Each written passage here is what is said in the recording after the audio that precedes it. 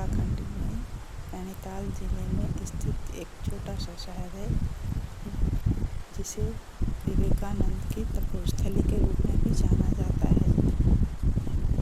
विवेकानंद जी को यहाँ पीपल के पेड़ के नीचे ज्ञान प्राप्त हुआ था, इसलिए काकड़ी घाट को विवेकानंद का बोध गया भी कहा जाता है। यूँ तो उत्तराखंड जो देवभूमि के नाम से विख्यात है, हमेशा से ही आध्यात्मिक ज्ञान का केंद्र रहा है, लेकिन इसमें काकड़ी घाट विवेकानंद के कारण प्रसिद्ध है। कहा जाता है कि अगस्त 1890 में हिमालय यात्रा के दौरान स्वामी विवेकानंद को काकड़ी घाट में स्थित पीपल के पेड़ के नीचे ज्ञान प्राप्त हुआ था। अगस्त 1890 में स्वामी विवेकानंद अपने शिष्य स्वामी अखंडानंद के साथ नैनीताल से पैदल अल्मोड़ा के लिए निकले थे। अल्मोड़ा की राह में तीसरे दिन वह लोग काकड़ी घाट में एक झरने के किनारे पानी की चक्की के पास ठहरे। इसके बाद स्वामी विवेकानंद स्नान करने के बाद पीपल के पेड़ के नीचे ध्यान करने बैठे। ध्यान में 1 घंटा बीत जाने के बाद स्वामी जी ने अखंडानंद से कहा, देखो गंगाधर, इस वृक्ष के नीचे एक अत्यंत शुभ मुहूर्त बीत गया है। आज एक बड़ी समस्या का समाधान हो गया है। मैंने जान लिया कि समष्टि और व्यष्टि यानी विश्व ब्रह्मांड तथा अणु ब्रह्मांड दोनों एक ही नियम से परिचित होते हैं।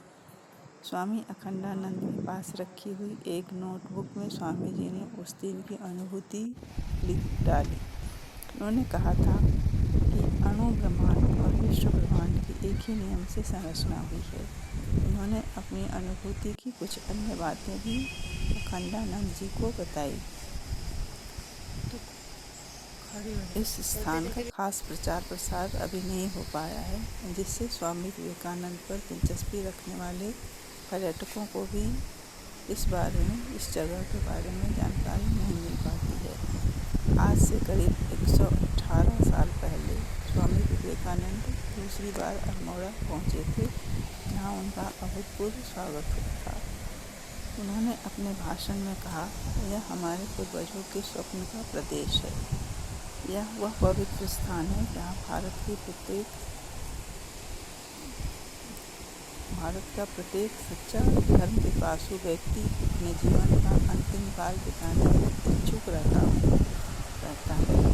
मेरे मन में इस समय हिमालय में एक केंद्र स्थापित करने का विचार है।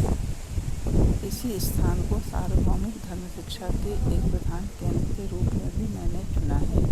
उन्होंने अपने संबोधन में आगे कहा था कि इन पहाड़ों के साथ हमारी श्रेष्ठतम स्मृतियाँ जुड़ी हुई हैं। देव यहाँ एक केंद्र अवश्य होना चाहिए, जो केवल कर्म प्रधान न होगा, बल्कि निस्तब्धता, ध्यान तथा शांति की प्रधानता होगी।